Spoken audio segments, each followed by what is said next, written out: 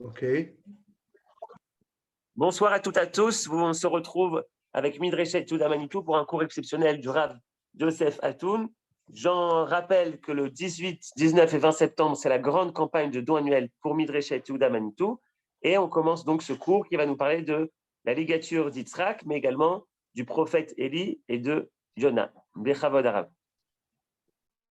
Voilà, c'est tout un programme.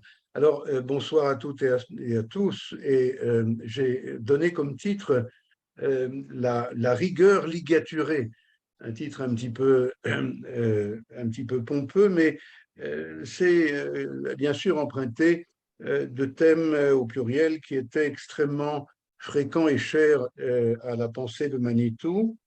Et, la question qu'on pourrait poser pour introduire le sujet, c'est si la vertu de rigueur, qui est également associée à la vertu de justice, qu'on appelle parfois Gvura, qu'on appelle parfois Midatadin, on y reviendra, eh bien, cette vertu-là, qui, bien entendu, concerne la loi, concerne un projet rigoureux du Créateur pour son monde, un projet de rigueur morale absolue, eh bien, pourquoi, si elle doit exister, pourquoi doit-elle être ligaturée? Bien sûr, il y a ici une allusion au personnage qui peut-être est le personnage central de toute la période des Yamim Noraïm, des journées de Rosh Hashanah jusqu'à Kippour. Parenthèse, une question curieuse, mais vraiment très curieuse. Quand est-ce qu'a eu lieu, d'après vous, la Akedat Yitzhak, la ligature d'Isaac, et non pas le sacrifice d'Isaac, comme Manitou nous précisait à chaque fois? Quand est-ce qu'elle a eu lieu? Quel jour de l'année? Quel jour? Quelle date? Alors, vous savez tous qu'elle a eu lieu, bien sûr, à Rosh Hashanah, puisque c'est à Rosh Hashanah qu'on va lire dans la Torah le texte de la Akedat Yitzhak. Et pourtant, le Zohar nous dit qu'il y a aussi une autre tradition à ce propos. La première tradition est qu'elle a eu lieu à Rosh Hashanah, la deuxième est qu'elle a eu lieu, figurez-vous, à Yom Kippour. Et tout se passe comme si, et ce n'est pas le seul exemple dans notre tradition, tout se passe comme si il y a deux récits de la Akedat Yitzhak. Il y en a un qui concerne Rosh Hashanah et il y en a un qui concerne Yom Kippour. Il y en a un qui est dans l'atmosphère, je vais tout de suite à l'essentiel parce que notre temps est très court. Il y en a un qui concerne la dimension de Midatadin, de la vertu de rigueur, et il y en a un qui concerne la dimension de Midat Rachamim, de la vertu de miséricorde, qui concerne le jour de Yom Kippourim. Rappelons-nous que le jour de Yom Kippourim n'est pas le jour du grand pardon, comme on l'appelle en français. C'est le jour d'abord et avant tout qui est anniversaire de la réception des deuxièmes tables de la loi. Vous vous rappelez de cet événement qui a eu lieu le 6 Sivan, Shavuot, là, Moïse a reçu les premières tables, les tables de la loi dont on parle. Et voilà qu'il a décidé, le lendemain, voyant que le peuple d'Israël, je schématise beaucoup, n'est pas au niveau de les recevoir, puisqu'il a fait la faute du veau d'or, alors il décide de briser les tables, et là encore je schématise, Dieu lui dit, Yesher kochacha sheshibarta, tu as fait quelque chose de tout à fait remarquable, que tu as brisé les tables, et à partir de ce moment-là, on parlera pendant 3 fois 40 jours de la possibilité de restaurer, si vous voulez, cette occasion historique de la révélation du Sinaï, de donner au peuple d'Israël des tables de la loi, des tables d'une loi morale parfaite, rigoureuse, absolue, et pourtant compatible avec l'existence même du peuple d'Israël, compatible avec l'histoire de ce peuple que Dieu a choisi pour la réaliser, sa loi et son projet. Et vous voyez d'ores et déjà qu'il y a deux visages qui cohabitent le visage de la rigueur et le visage de la miséricorde. Alors, il faut un petit peu débroussailler ces notions sur lesquelles il y a très souvent beaucoup de confusion. La notion de miséricorde semble pour beaucoup une espèce de, comment on dit, de compromis, sinon de compromission avec la loi. Je me rappelle de cette phrase, de ce rappel de Manitou qui nous disait la loi, dans la pensée romaine, dans la pensée occidentale, la loi, c'est la loi.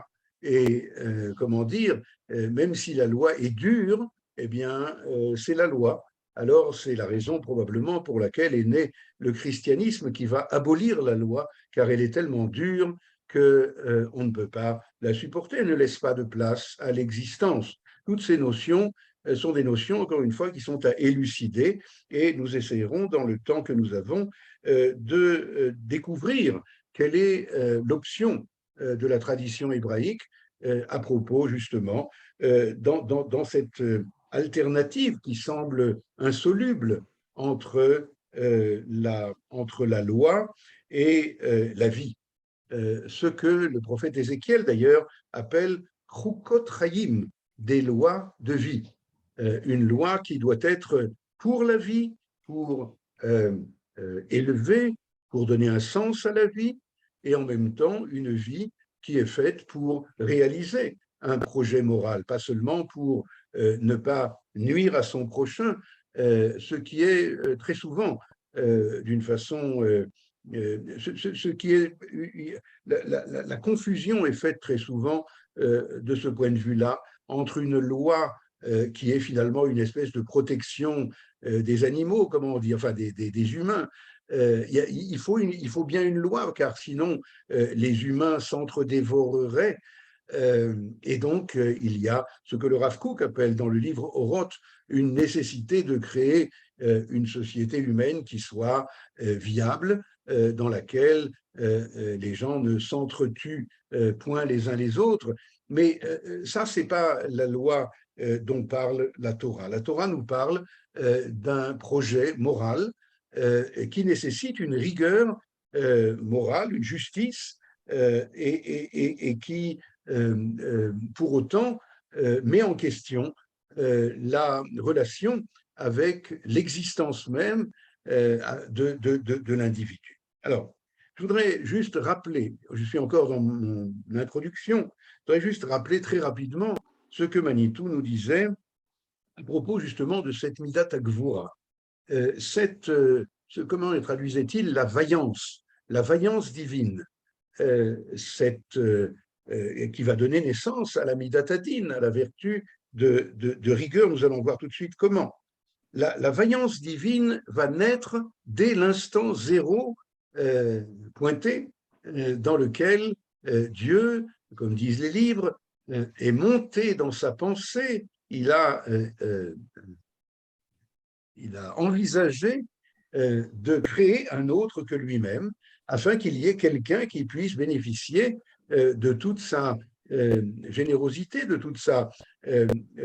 toute l'influence bénéfique dont il veut faire bénéficier un autre que lui-même par un acte de générosité pure et absolue. Alors, il faut bien qu'il y ait quelqu'un qui va recevoir toutes ces influences bénéfiques. Alors, il est monté dans sa pensée, je traduis de l'hébreu, le fait de créer un autre que lui-même.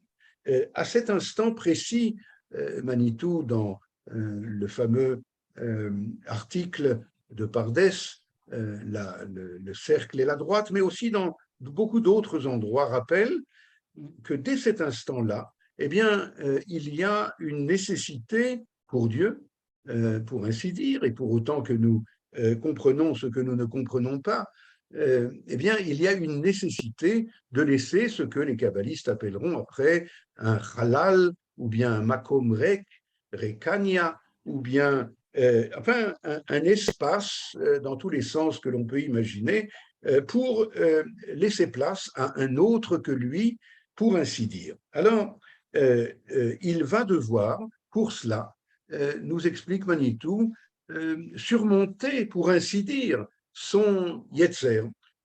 Dieu, pour ainsi dire, a une volonté, sa lumière, sa présence, d'envahir, d'occuper tout espace, pour ainsi dire.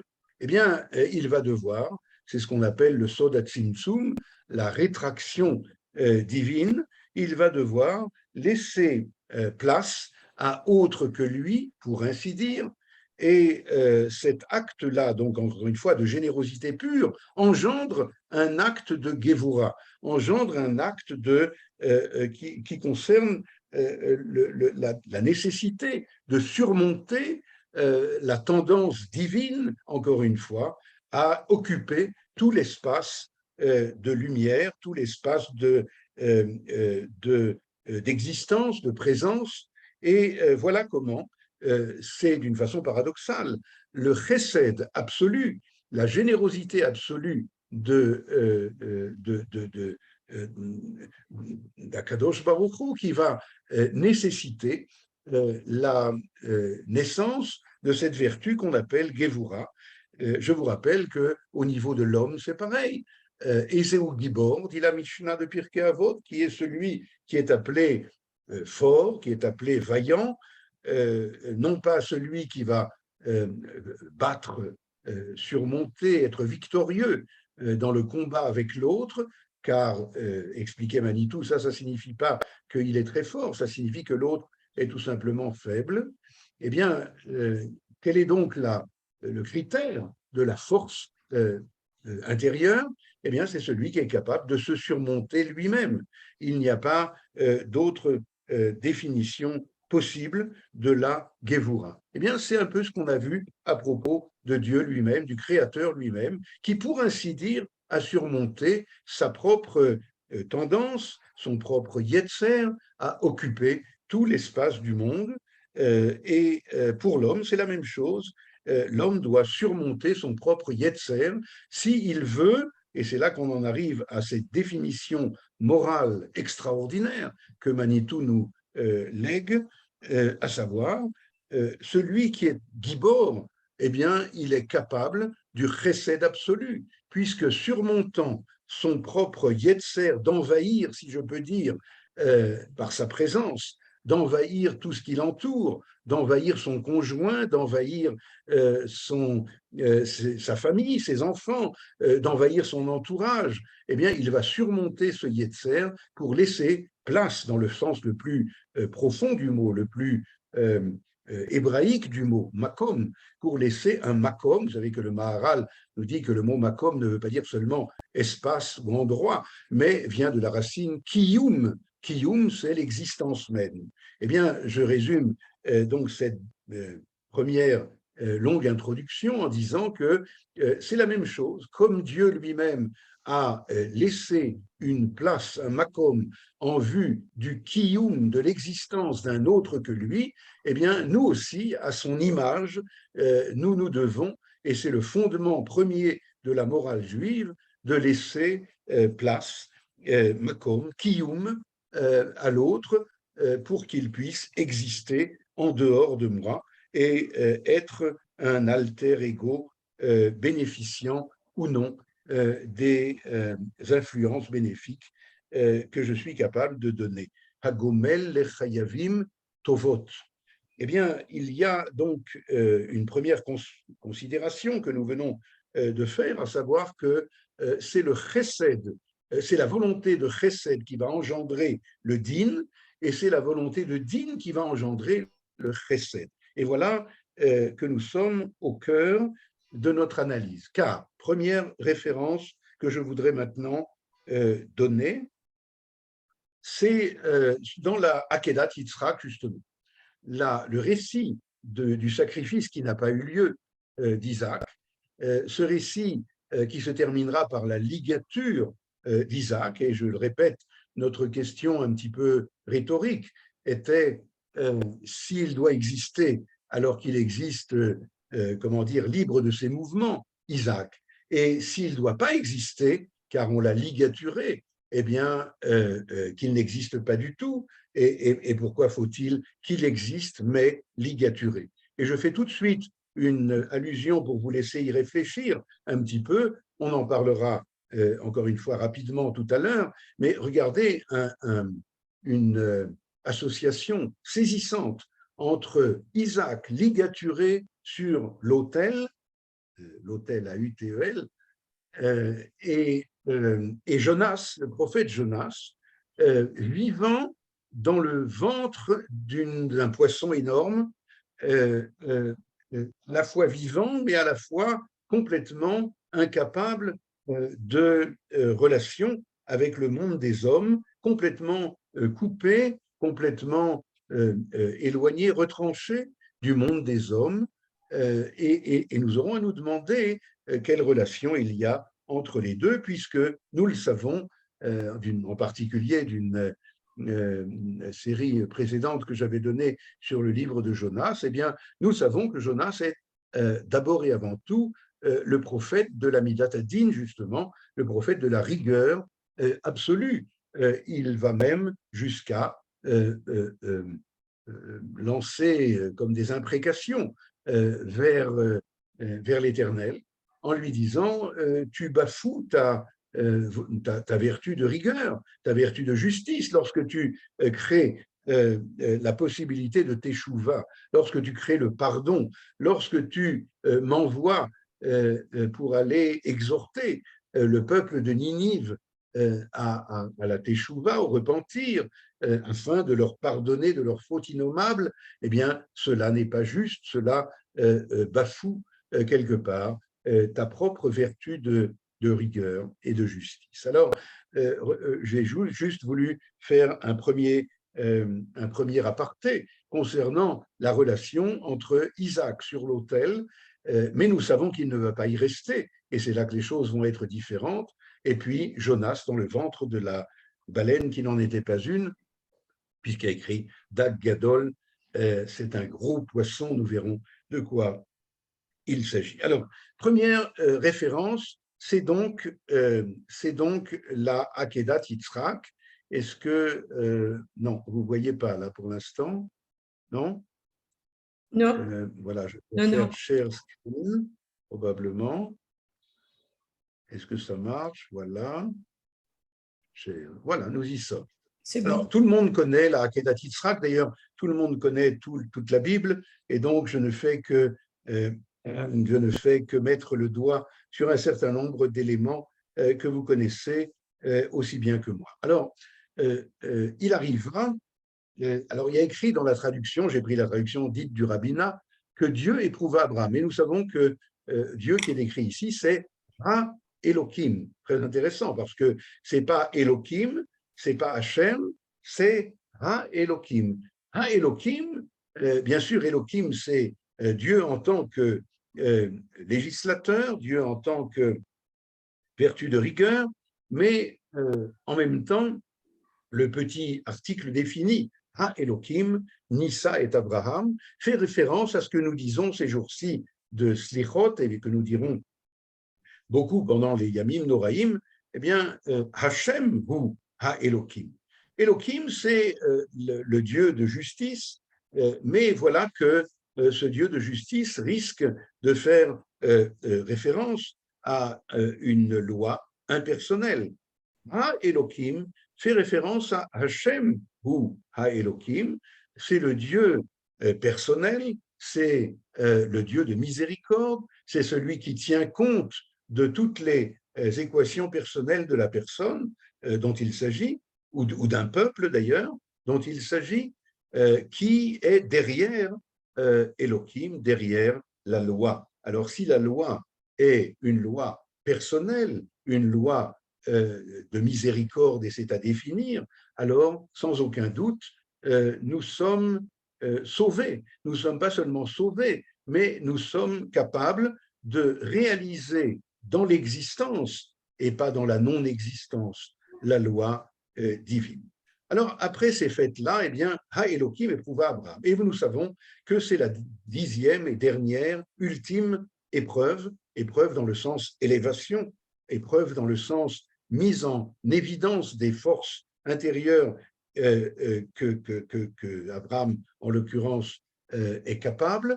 Eh bien, Dieu éprouve Abraham dans cette dernière épreuve. Et nous savons tout de suite, je saute à la fin de ce texte que j'ai recopié ici, regardez comment est-ce que le texte est plein d'humour.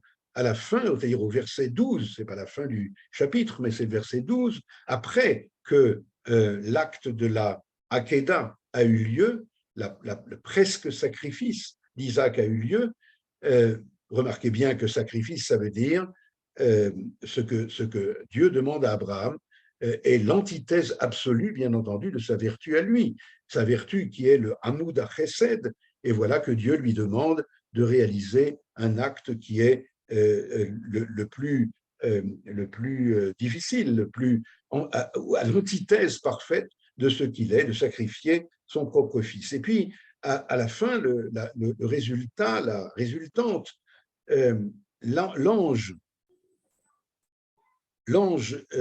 qu'on appelle d'ailleurs Malach Hashem, regardez, un envoyé du Seigneur. Le Seigneur, c'est-à-dire Hashem, c'est pas un ange de Elohim, c'est un ange du Dieu de miséricorde qu'il appelle pour lui dire Abraham, Abraham, ne porte pas la main sur ce jeune homme et ne lui fait aucun mal. Il y a ici une volonté de multiplier la vie, multiplier la possibilité d'existence, car désormais j'ai constaté que tu honores Dieu. Alors ça c'est l'humour dont je parlais tout à l'heure, parce que bien entendu, en hébreu ça se dit ki ata yadati, ki yere Elohim ata. Car si c'est traduit comme c'est traduit ici, alors la question que pose le Gaon de Vilna éclate au grand jour. C'est seulement maintenant que tu as constaté que Abraham honore Dieu, il est à la dernière des 10 épreuves, il a une vie bien remplie de Kiddush Hashem, de sanctification du nom de Dieu à travers toutes ces multiples activités dans tous les domaines de l'activité humaine. Il ne fait que multiplier la connaissance, la révélation et la sanctification du nom de Dieu. Eh bien, c'est seulement maintenant que tu sais que tu constates, comme il traduit ici, que tu honores Dieu, demande le Gaon de Vilna. Et la réponse qu'il donne, vous la connaissez certainement, c'est que la traduction n'est pas bonne.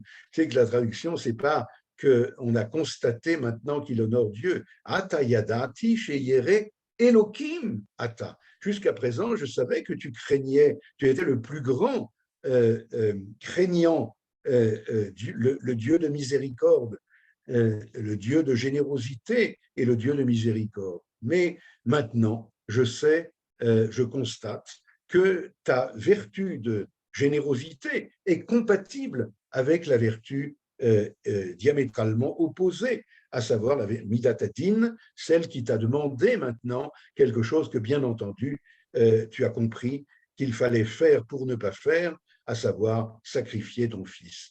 Donc, maintenant, nous constatons, dit le Gaon de Vilna, qu'Abraham n'est pas seulement la Hamoud HaChesed, n'est pas seulement le géant de la générosité, mais il est aussi celui qui est capable d'être le père de Isaac.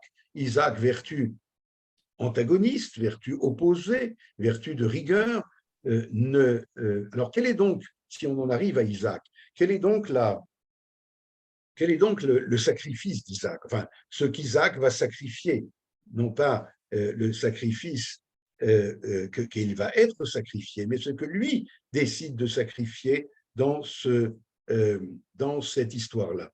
Alors, il y a quelque chose qu'il faut connaître, c'est ce que Manitou nous disait à propos de ces versets extrêmement,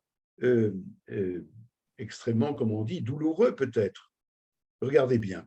Abraham prit le bois du sacrifice, le chargea sur Isaac son fils, prit en main le feu et le couteau, ils allèrent tous deux ensemble. Il y a une espèce de relation de père à fils et de fils à père, ils vont tous les deux ensemble. Ces deux vertus ne doivent pas être séparées. Et pourtant, il y a un antagonisme. Est-ce que le monde va être dirigé par la vertu de générosité ou est-ce qu'il va être dirigé par la vertu de rigueur? Il ne peut pas, a priori, être dirigé et avec l'un et avec l'autre. Et pourtant, ils vont tous les deux ensemble, dès le verset 6 et encore au verset 8. Que se passe-t-il entre les deux? Isaac s'adresse à son père, dit « mon père », etc. Il dit « me voici mon fils, voici le feu et le bois, mais où est l'agneau de l'Holocauste ?» Et Abraham lui répond « Dieu choisira lui-même l'agneau de l'Holocauste, mon fils ». Alors vous vous rappelez qu'en hébreu, ça se dit, permettez-moi de reprendre le texte en hébreu,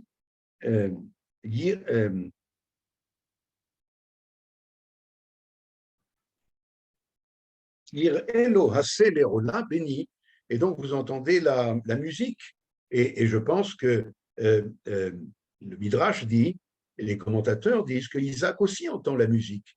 Yir'e Elohim, Hashem Yir'elo, Hashem Yir'elo Ola béni, Haseh Leola béni. C'est donc mon fils qui est l'agneau de l'Holocauste. Et malgré cela, il est écrit, et ils allèrent tous les deux ensemble.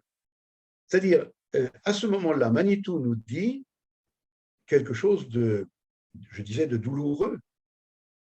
À ce niveau de l'étude, à ce niveau de l'histoire des valeurs morales, eh bien, il faut que l'une des deux valeurs soit sacrifiée. Et on ne sait pas laquelle. C'est soit que le monde devra être dirigé par la Midat Hadin, soit qu'il devrait être dirigé par la Midat HaChesed.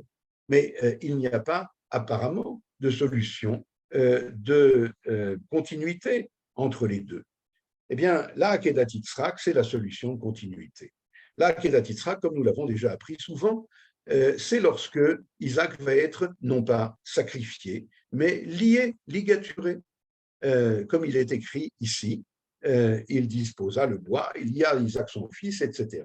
Eh bien, la ligature, et j'en viens à conclure donc ce premier texte, la ligature d'Isaac, c'est la solution, c'est la direction que la tradition hébraïque va nous donner pour résoudre la contradiction apparente entre ces deux vertus de Chesed et de Din.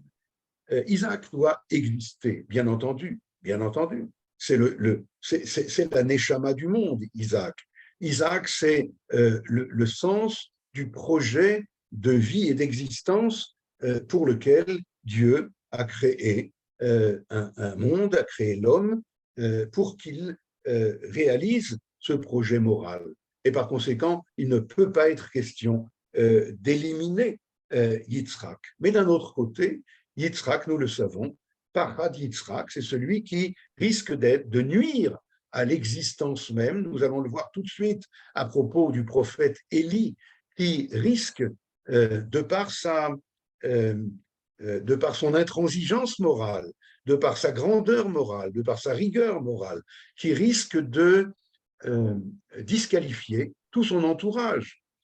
Nous allons le voir tout de suite dans ce texte de Eliyahu Hanavi, que tout ce qui est autour de lui est immédiatement disqualifié, car si on peut être Eliyahu Hanavi tout en étant homme, alors qu'est-ce que nous sommes, nous? Nous n'avons pas droit à l'existence, à moins d'être ce qu'il est, lui. Eh bien, c'est un peu la même chose d'abord et avant tout, en première ligne, avec Yitzhak, et par conséquent, Yitzhak doit d'une part exister, mais d'un autre côté, il doit être empêché de nuire à l'existence même du monde, de nuire à tous ceux qui n'ont pas atteint le niveau de rigueur morale qui est celui d'Isaac. Rappelons que Isaac, ce jour-là, c'est le plus beau jour de sa vie, n'est-ce pas? C'est le jour où Midat Hadin, la vertu de justice, nous dit que l'on doit,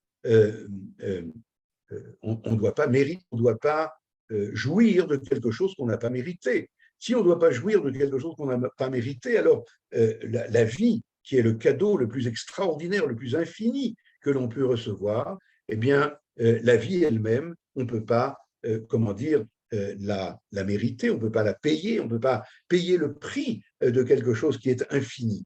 Et par conséquent, Isaac, pénétré de cette nécessité, va avec enthousiasme rendre à Dieu, être capable, être prêt à rendre à Dieu ce qu'il lui a donné. Mais voilà que l'ange qui dit à Abraham, je t'ai jamais demandé de porter la main sur ce jeune homme, ça ne va pas. En même temps, Isaac, dont on ne parle pas, remarquez bien que le texte ne parle pas, d'ailleurs il ne parle pas beaucoup de Isaac, il parle surtout d'Abraham, on n'est pas étonné, mais en même temps il ne parle pas de la réaction de Isaac, et on peut imaginer que Isaac, lorsque le Malach Hashem, l'ange de miséricorde, arrive en disant « Eh bien, tu vas vivre et en aucun cas mourir », Isaac a dû être quelque part, comment on dit en français, Me'urzav. Comment on dit Me'urzav? Comment on dit Me'urzav? Déçu. Comment? Déçu. Déçu. Il y a un autre mot. Oui, je crois qu'il y a un autre mot, mais enfin, une certaine déception. Pourquoi? Parce que c'était le moment où j'allais réaliser de la façon la plus absolue l'absolu de mon être, à savoir rendre à Dieu ce qu'il m'a donné et que je ne peux pas, en aucun cas, mériter.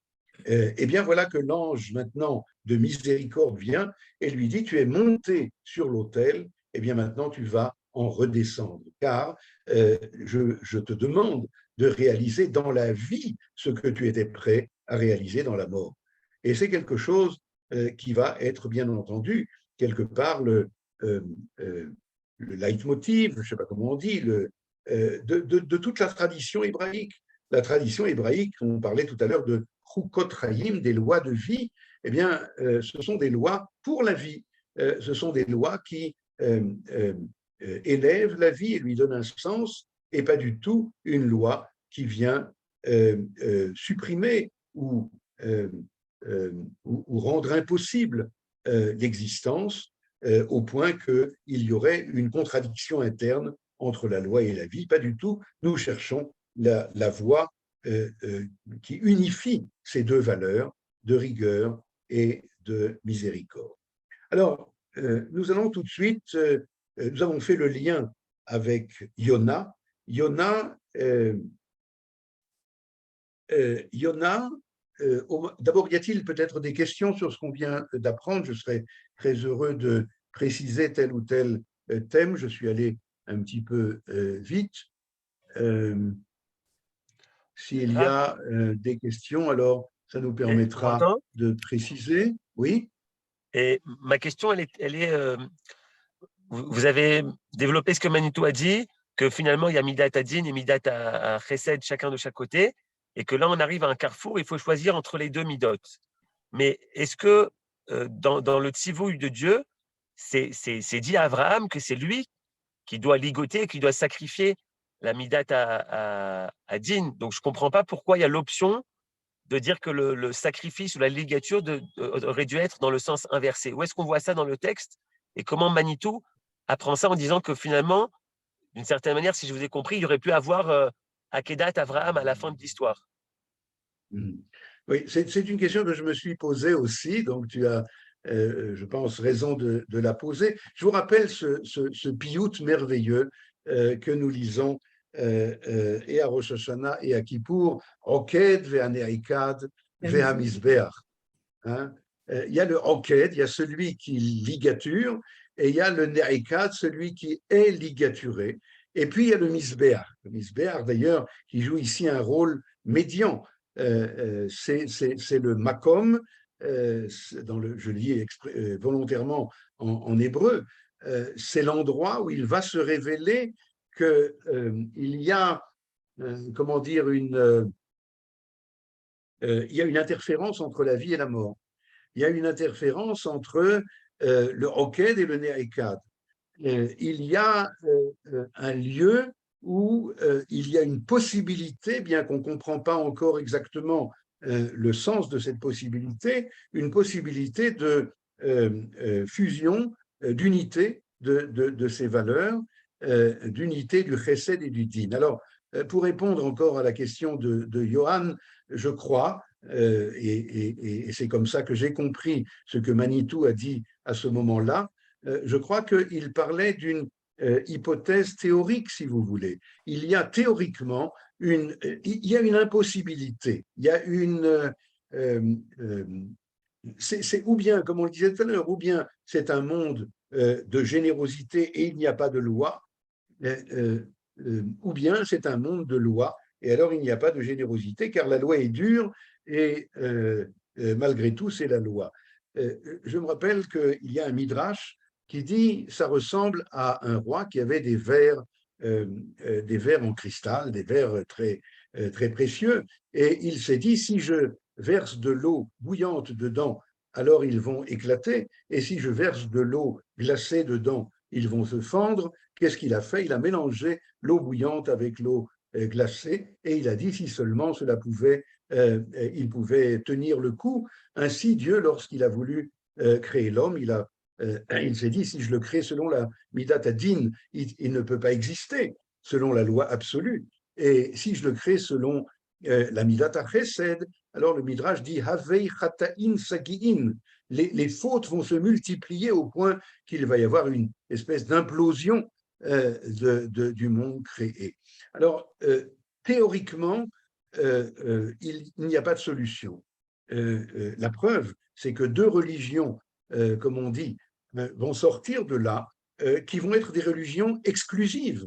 La religion chrétienne va exclure la loi, va abolir les mitzvot, va fonder, paraît-il, sur l'amour absolu du prochain, total, ne tenant pas compte du tout de celui qui reçoit, mais uniquement sur la charité chrétienne.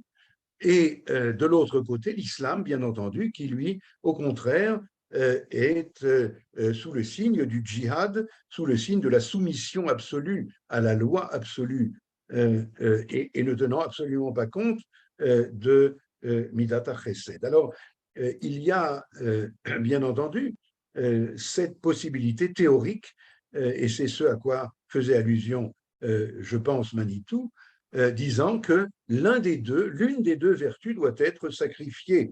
Alors, Johan avait raison tout à l'heure lorsqu'il disait que Abraham, ici, est, pour ainsi dire, mieux placé que Yitzhak, car il est plus évident de sacrifier la loi que de sacrifier la vie, car si on sacrifie la vie, eh bien, il n'y a plus d'existence et on ne sait pas de quoi on parle. Je reviens maintenant, si vous voulez, à moins qu'il y ait encore une question. Oui, moi j'avais une question. Oui, J'ai oui, oui.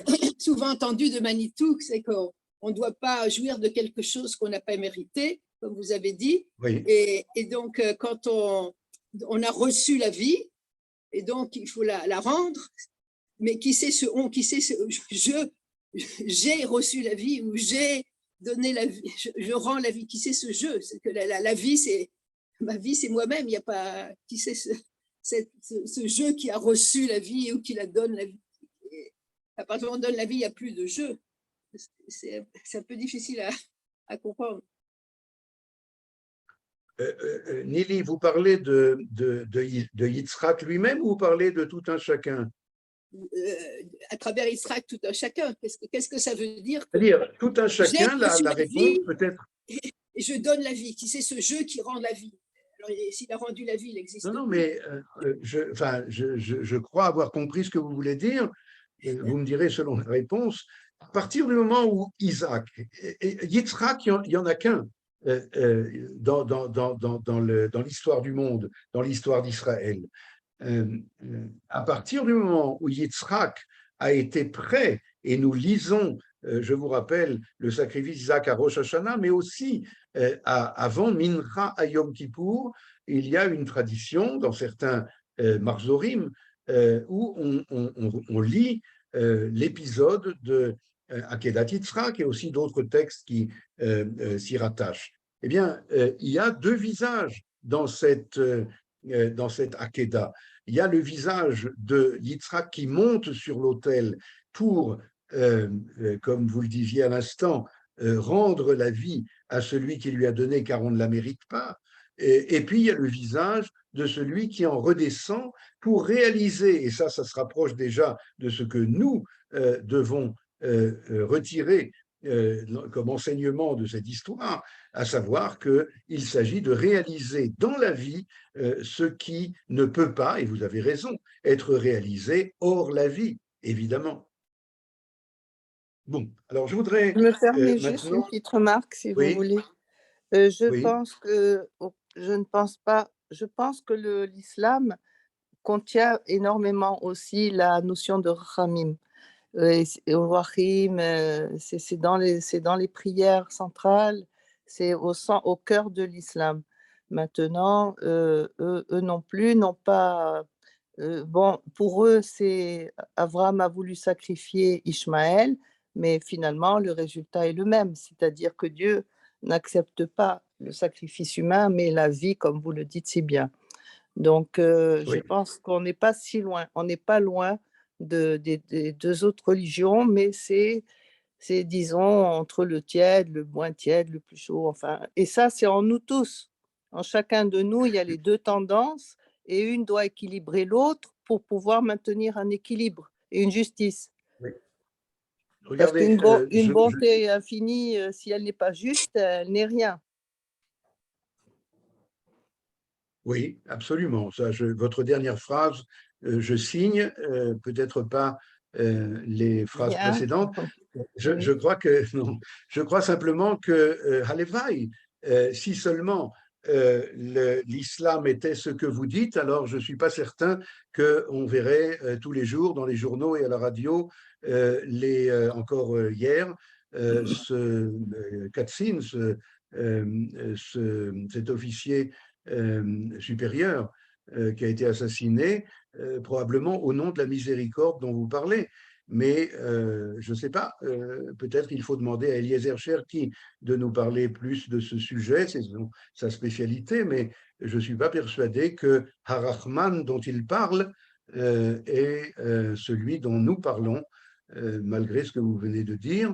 Mais enfin, ça nécessiterait probablement une Ça étude dépend, plus oui, des angles de attentive. vue, je pense, oui. Comment? Ça dépend des angles de vue. Des Euh, angles de vue, voilà. Mais justement, j'ai essayé de donner un angle de vue un peu différent. oui. Alors, je voudrais maintenant essayer de m'attacher à un texte qui est pour moi essentiel, peut-être aussi parce qu'il est moins connu, et c'est le texte concernant Eliyahu Hanavi. Car je crois qu'il y a différentes stratégies divines que l'on peut suivre à la trace concernant la volonté divine absolue de résoudre cette contradiction apparente entre les deux vertus de Chesed et de Din, de donner la possibilité de Teshuvah, car qui dit Teshuvah dit Rachamim, qui dit Rachamim dit Teshuvah, et de revenir, puisque c'est une des traductions que Manitou donnait au mot Teshuvah, de revenir à l'origine des choses, là où Chesed et Din sont confondus. Remarquez bien que c'est ce que nous voyons dans la liturgie de Rosh Hashanah, en tout cas du premier jour, dans les 2 jours de Rosh Hashanah, Hayom Harat Olam, ce jour-là, le monde n'a pas encore été créé, il a été conçu, et c'est dans cet instant moins zéro de la création que nous pouvons retrouver la fusion entre toutes les valeurs, y compris les valeurs qui deviendront contradictoires lorsqu'elles naîtront à l'existence. Alors, chez Yona, chez le prophète Jonas, nous avons pu découvrir quelque chose de très semblable au premier acte de la Akedat Yitzhak, l'acte qui est celui où Isaac monte sur l'autel en vue d'être sacrifié au sens propre du mot, et cela ne sera pas. Chez Yona, chantre, prophète, chantre de la Midatadine, comme je le disais tout à l'heure, plus royaliste que le roi, enfin plus Midatadine que Dieu lui-même, puisqu'il refuse d'aller à Ninive pour exhorter au repentir, car il ne croit pas à l'authenticité de la Teshuvah, eh bien, Yona va vouloir mourir, vous vous rappelez, pas seulement pour sauver les marins qui sont sur le bateau où ils se trouvent et qui sont dans une violente tempête au point de couler très bientôt par sa faute à lui. C'est ce qui s'avère petit à petit des versets. Et donc, il leur demande de le précipiter dans les flots. Pas seulement, nous dit Rabbi Avraham ibn Ezra, parce que c'est quelqu'un qui est un grand juste, Yona, et même s'il s'enfuit de la mission que Dieu lui a donnée, mais pas seulement donc pour sauver les autres qui risqueraient de mourir par sa faute à lui, mais, nous dit Rabbi Avraham ibn Ezra, parce qu'il désire ardemment mourir. Alors ça, il faut comprendre. Et nous avons expliqué dans notre série sur le livre de Jonas qu'il désire ardemment mourir car il est cohérent avec lui-même. Rappelez-vous, la midat ad-din absolue mène à la mort.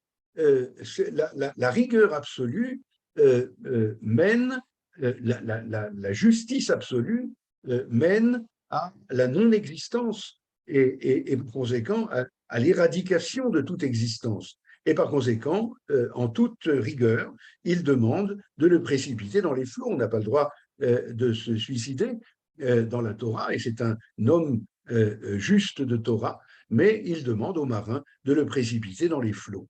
Or, voilà que, d'une façon tout à fait paradoxale, Dieu lui-même, qui est celui qui l'a envoyé en mission, et Jonas refuse cette mission, et donc devrait être susceptible d'un châtiment, eh bien Dieu lui-même décide de sauver Yona, parce que Yona est porteur d'une vérité, peut-être pas de toute la vérité, mais d'une vérité certaine, qui est la vérité de Midat Hadin, et cette vérité-là doit être sauvée absolument.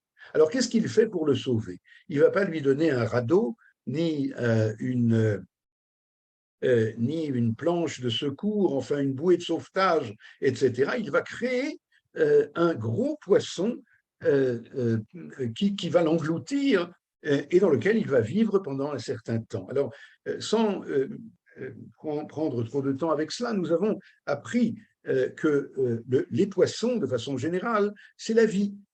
Les poissons, c'est la vie à l'état pur. Vous savez que les poissons n'ont pas de paupières, ils ne dorment pas à proprement parler, ils se reposent, mais ils ne dorment pas. Dormir, c'est un 60e de la mort. Ils ont une existence, ils sont la bénédiction elle-même. La première bénédiction qui est donnée à un être créé, c'est la bénédiction des poissons. Peru urvu, multipliez-vous et faites un fruit, fructifiez, etc. C'est la bracha, c'est la vie à l'état pur. Eh bien, Yona, qui est donc le chantre de la Midat Hadin, comme je le disais, le chantre de la rigueur et de la justice du projet moral du Créateur, eh bien, il va être, malgré lui, englouti dans un poisson plein de vie. Et nous avions appris que, dans un premier temps, dans ce poisson-là, si vous me permettez, il est très à l'aise. Il est très à l'aise parce que, évidemment, on peut imaginer qu'il y a toutes sortes d'odeurs intempestives, je ne sais pas comment on dit ça, pestilentielles, enfin, ok, mais tout ça, il passe outre parce qu'il se retrouve au fond des mers, coupé de la société humaine, et finalement, ça lui convient très bien d'être coupé de la société humaine, parce que qui vit dans la société humaine? Faute. Qui faute, d'après Yona, doit disparaître, alors il préfère ne pas faire partie de la société des hommes, vivre dans une espèce d'immense tombeau vivant, ça existe, et puis être retranché du monde des hommes. Mais voilà que tout cela, dans le traitement, si je peux dire, que Dieu inflige à ses tenants de la Midat Hadin, et nous verrons tout de suite à propos du prophète Élie, eh bien, Dieu intervient, car il est impossible de laisser la Midat Hadin coupée du monde des hommes. Vous imaginez, on traduit maintenant, je crois, assez aisément ce dont il s'agit, métaphoriquement.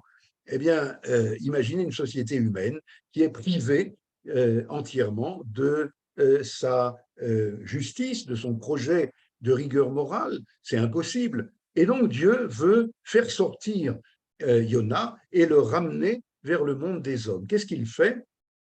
Eh bien, nous avons appris que le dag est devenu daga. Dans les versets, vous regarderez par vous-même, le poisson mâle est devenu poisson, je ne sais pas comment on dit, féminin.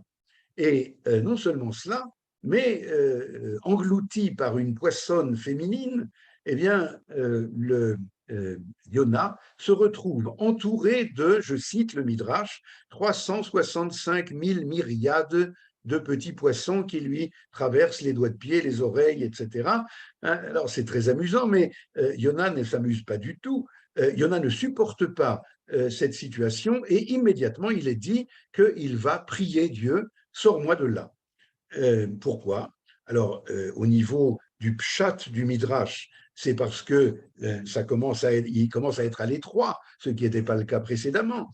Mais dans le drash du drash, eh bien, ça signifie que maintenant, il est en contact avec un grouillement, excusez-moi de l'expression, de vie, un grouillement, un foisonnement de 365 000 myriades de petits poissons, et le poisson, c'est la vie à l'état pur, au sens propre du mot. Alors ça, il ne supporte pas. Le contact avec la vie est pour lui insupportable, car il est tout entier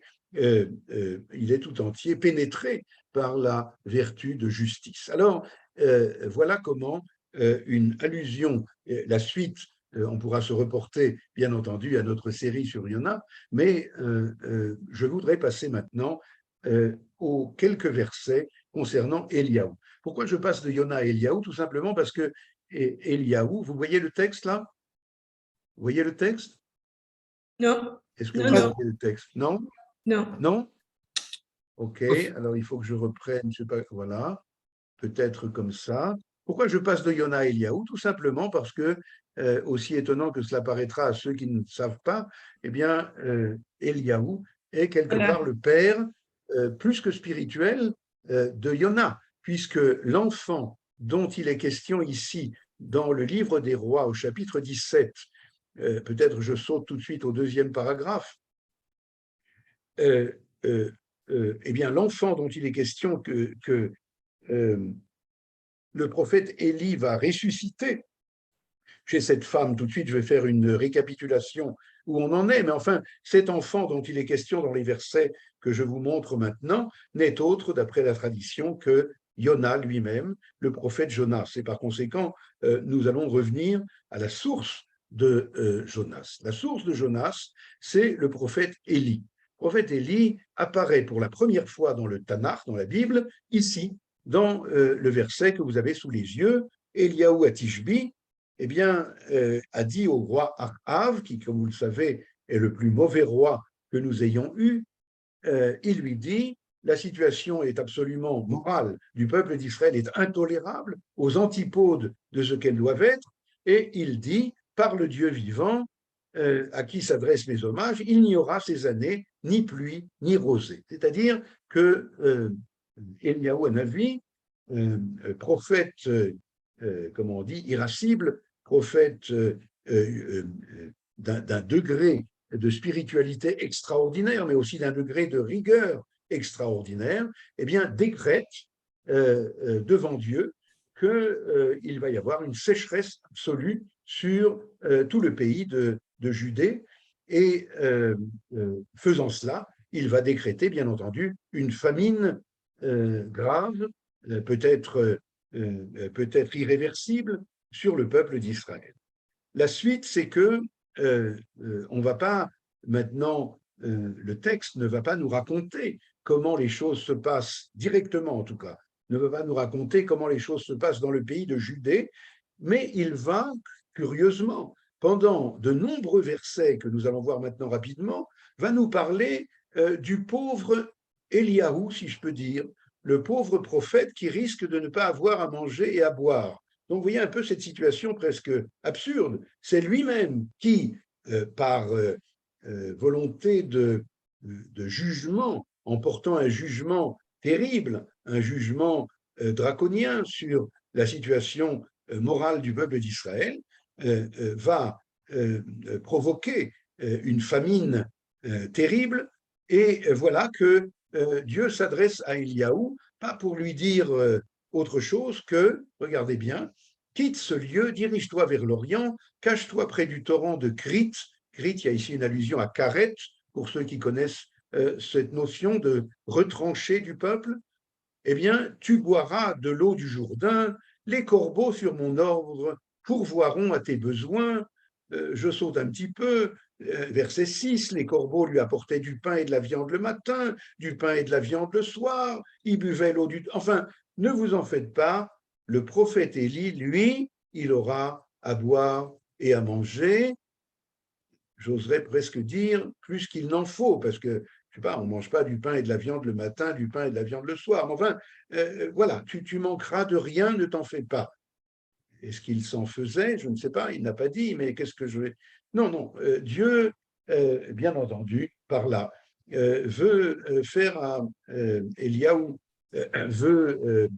il y a ici une allusion très précise à la situation, à la carette, au fait qu'il est retranché du peuple d'Israël et que lui a tout ce qu'il faut, alors que le peuple d'Israël est en train de mourir de faim. Regardez la suite. Au bout de quelque temps, le torrent se trouve à Tari, la pluie ayant fait défaut dans le pays. Pourquoi est-ce que la pluie fait défaut dans le pays? Parce que Eliaou, le grand prophète, a décrété cela. Et lorsque le juste décrète quelque chose, eh bien Dieu réalise ce décret. Mais voilà que, encore une fois, Dieu, comme il l'a fait à propos de Isaac lorsqu'il a envoyé l'ange, comme il a fait à propos de Yona, nous l'avons vu, lorsqu'il lui a dit, et maintenant, lorsqu'il a fait avaler le poisson par 7 poissonnes et donc provoquant par là la prière de Yona pour sortir, Dieu s'occupe de ces justes, plus ils sont grands et plus ils s'en occupent, car d'un côté, il veut, je le répète, l'existence et la centralité de la vertu de rigueur, mais en même temps, il veut que cette vertu de rigueur cesse de nuire à l'existence. Or ici, nous y sommes avec Eliaou. Il est en train de décréter finalement la fin la famine sur tout le peuple d'Israël. Alors, il l'envoie maintenant, après lui avoir fait une allusion grosse comme une maison, que lui, il ne manquera de rien en tout cas, eh bien, il l'envoie, comment dire cela, à la rencontre du peuple qu'il affame. Je n'ai pas d'autre expression. Ce peuple-là que tu as chargé, sur lequel tu as décrété la famine, je veux que tu le rencontres. Alors tu vas aller chez cette veuve de Tsarfata et je l'ai chargée, cette veuve, de te nourrir. La veuve, ça fait allusion à la mort, bien entendu, et non seulement cela, mais comme on voit dans la suite du texte, et je ne voudrais pas prendre trop de temps, je voudrais arriver à l'essentiel, eh bien, cette femme n'a plus que quelques, voyez, une poignée de farine, un peu d'huile, enfin bref, elle est en train de préparer, excusez-moi de l'expression, son dernier repas. Et ce dernier repas, Eliaou, qui est Kohen, Eliaou va lui demander, eh bien, chère madame, je sais que vous m'avez dit, nous mangerons ce dernier repas et nous attendrons la mort, mais je suis obligé, c'est Dieu qui m'y oblige, de vous demander de le partager avec vous. Vous imaginez, c'est énorme, c'est-à-dire que tu vas, toi qui es la rigueur absolue, tu vas aller à la rencontre de la nécessité absolue d'invoquer la Midat HaRachamim, d'invoquer la miséricorde. Et c'est ce qui se passe dans la suite d'une façon encore beaucoup plus patente, beaucoup plus intense, puisque donc la fin du premier paragraphe, si vous voulez, elle s'en alla et fit ce qu'avait dit Élie, et elle eut à manger, elle, sa famille, etc., pour longtemps. Donc grâce finalement à à la prière de Eliaou, qui est bien obligé, enfin obligé moralement parlant, d'invoquer la miséricorde divine, la cruche, il y a une chanson comme ça, n'est-ce pas? La cruche de farine ne se vida pas, ni la bouteille d'huile ne diminua. ainsi que le Seigneur l'avait annoncé par l'entremise d'Élie. Ça veut dire, Élie, un peu malgré lui, va se trouver comme porteur du vecteur miséricorde. Mais voilà que les choses vont devenir encore beaucoup, beaucoup plus évidentes dans la suite. Dans la suite, je vois qu'on arrive vers les dernières minutes, alors je vais vite.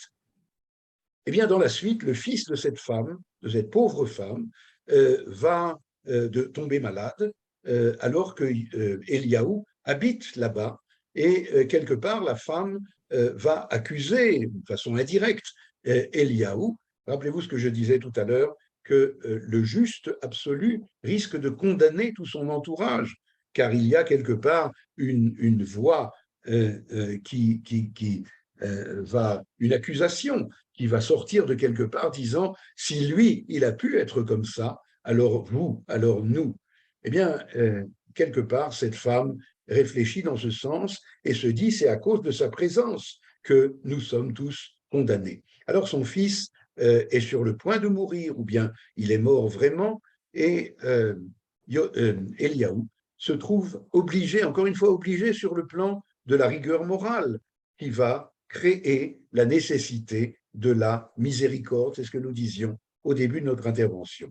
Eh bien, il va coucher cet enfant sur son propre lit et il va prier Dieu, même, dit-il, envers cette veuve dont je suis l'hôte, tu userais de rigueur en faisant mourir son fils, permet que la vie revienne au cœur de cet enfant, et l'Éternel, bien entendu, va exaucer la prière d'Élie, car c'est tout ce que Dieu attendait, et la vie est revenue au cœur de l'enfant, et il a été sauvé.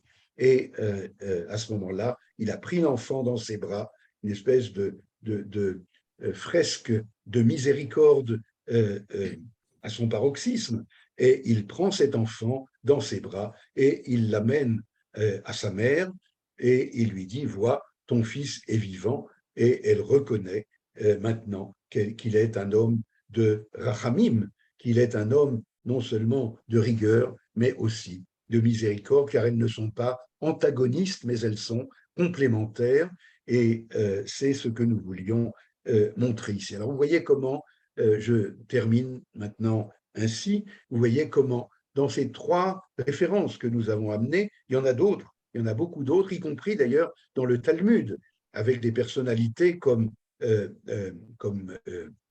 Shammai, l'antagoniste de l'alter ego de Hillel, ou comme Rabbi Eliezer, l'alter ego de Rabbi Yoshua. Ce sont des personnalités qui sont tout entières reliées avec cette exigence d'absolu de la rigueur morale, et vous verrez ce qui leur arrive. À chaque fois, ils sont quelque part mis en situation, par Dieu bien entendu, mis en situation de devoir mitou kadinim, comme dit le Zohar, de devoir adoucir la rigueur et de devoir permettre la réalisation des chukot hayim, des lois de vie dont le prophète Ézéchiel nous a parlé.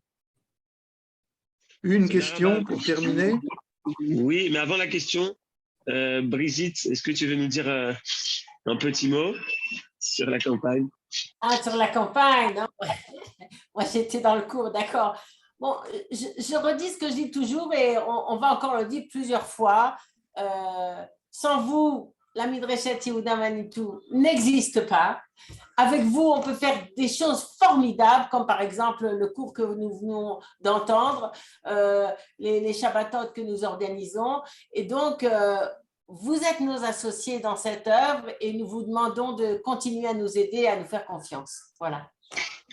Merci beaucoup. Les questions qui sont liées au cours des Chavod.